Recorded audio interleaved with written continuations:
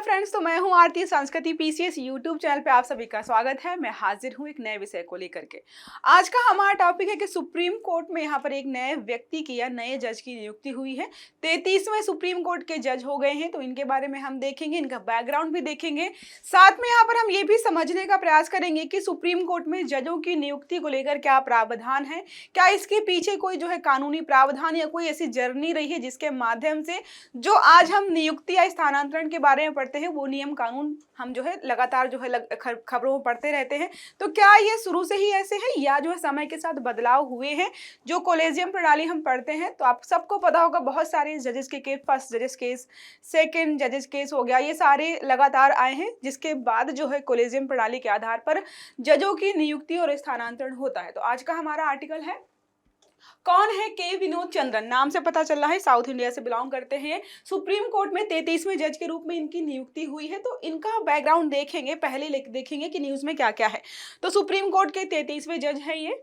Total 34 होते हैं, मुख्य जज को मिला करके तो 34 हो गए हैं। अब देखिए लिखा है, भारत के प्रधान न्यायाधीश संजीव खन्ना, इनका नाम याद रखिएगा क्योंकि बदल गए हैं, आप भूल जाओ, ठीक है। गुरुवार को पटना हाई कोर्ट के मुख्य न्यायाधीश, तो इसके पहले जो है पटना हाई कोर्ट के मुख्य न्यायाधीश थे, वहां पर लगभग 1 साल से ये नियुक्त थे। इन्होंने बहुत सारे फैसले दिए हैं, अहम फैसले वहां पर।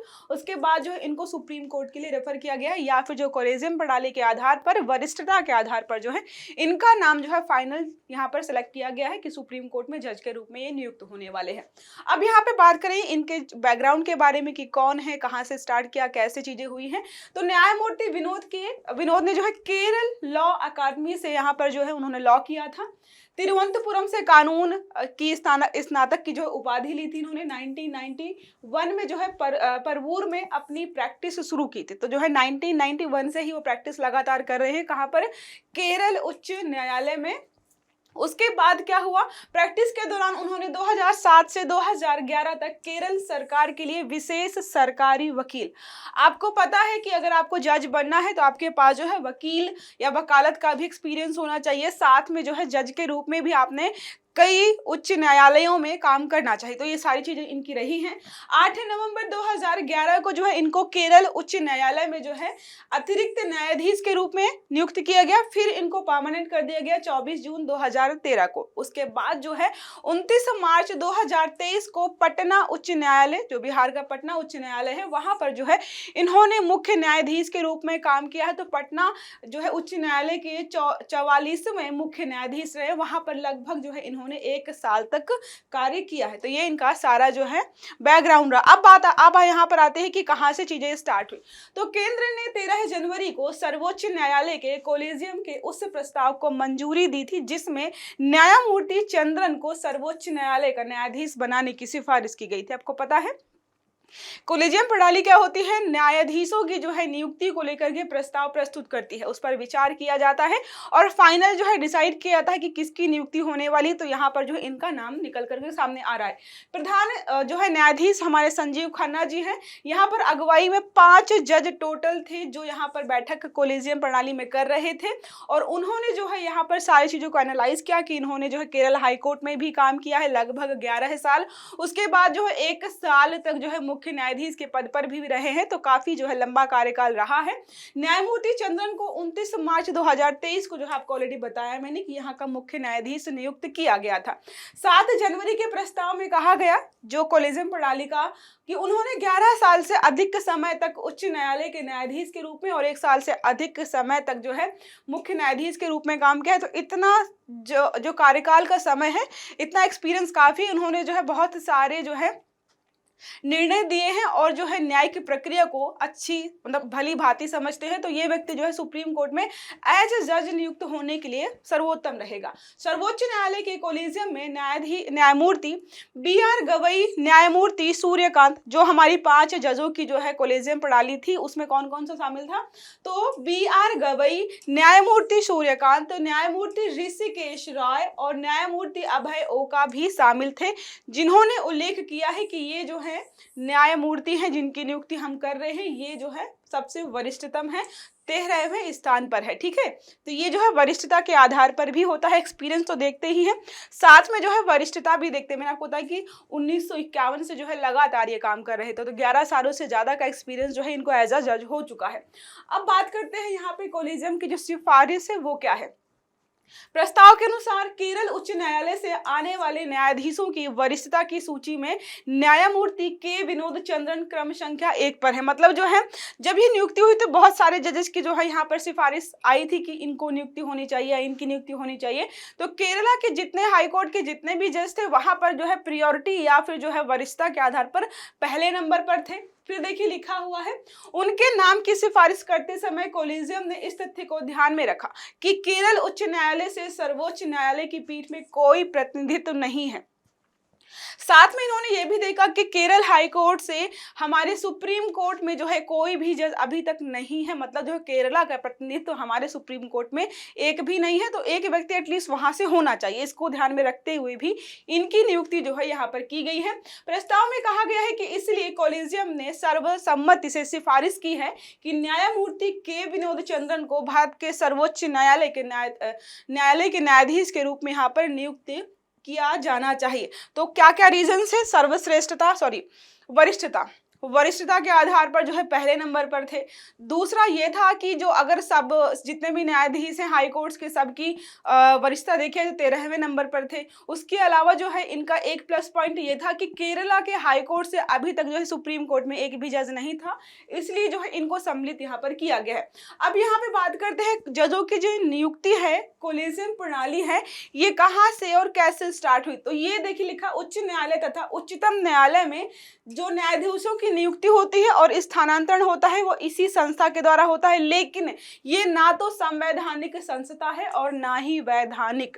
ये जो है हमारे न्यायाधीशों के माध्यम से जो है समय के साथ जो है न्यायिक प्रक्रिया में सुधार करने के लिए या जो है हमारे न्यायाधीशों की नियुक्ति और स्थानांतरण को जो है तरीके से अच्छा या बेहतर तरीके से करने के लिए जो है यहाँ पर इसको अपनाया गया है। उच्चतम न्यायालय के निर्णयों के माध्यम से जो है इसको स्थापित किया गया। तो सुप्रीम कोर्ट ने जो है लगातार कई बार जो है ऐसे निर्णय दिए, इसके बाद फाइनली जो है कोलिजियम प्रणाली को बनाया गया। देखिए पहला हमारा है प्रथम न्यायाधीश मामला, जिसको आप जो है फर्स्ट जजेस केस के नाम से जानते होंगे। तो यहाँ पर था कि उच्चतम न्यायालय ने कहा कि जजों की नियुक्ति के लिए उच्चतम न्यायालय के मुख्य न्यायाधीश द्वारा की गई अनुशंसा को राष्ट्रपति ठोस कारणों के आधार पर अस्वीकार कर सकता है। तो पहली बार ये बोला गया कि अगर जो जो भी सिफारिश की गई है उच्चतम न्यायालय के न्यायाधीश के द्वारा राष्ट्रपति जी के पास गई है, तो राष्ट्रपति के पास अगर कोई ठोस कारण है तो वो जो है सिफारिश को मना भी कर सकते हैं। ठीक है, पहला जो हमारा फर्स्ट जज केस था वो यही था। दूसरा था कि जजों की नियुक्ति के लिए अनुशंसा मुख्य न्यायाधीश की व्यक्तिगत राय से नहीं होगी।